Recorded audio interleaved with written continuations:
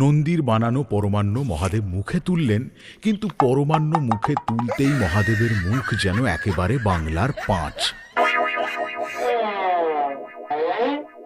এরে বাবা রে, এ কি পরমান্ন নাকি দুধ ভাত? ইয়ে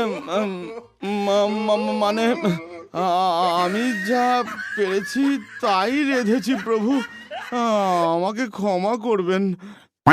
না না না, এইভাবে চললে তো আমার খাওয়া দাওয়া সবকিছু একেবারে মাথায় উঠবে। আমাকে মনে হয় এইবার গৌরীর জন্য একটা নতুন শাড়ি আনতেই হবে, যেভাবেই হোক। কিন্তু শাড়ি কিনতে গেলে তো আমাকে মরতে যেতে হবে। উফ, এই বয়সে কি এত কিছু পারা যায়?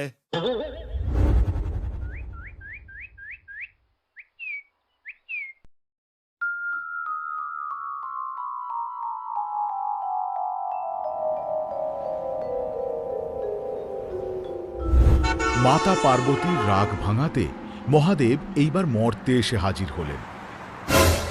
মরতে তো চলে এলাম, এইবার কাপড়ের দোকান খুঁজতে হবে। মর্তে নেমেই মহাদেব কাপড়ের দোকান খুঁজতে শুরু করে দিলেন। অনেকক্ষণ খোঁজার পর তিনি একটি বড় কাপড়ের দোকানে প্রবেশ করলেন।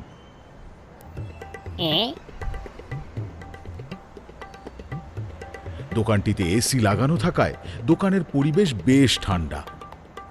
এ কি, এত ঠান্ডা কেন? এখন কি মর্ত কৈলাস হয়ে গেল নাকি রে বাবা? কি কাণ্ড! এক হাতে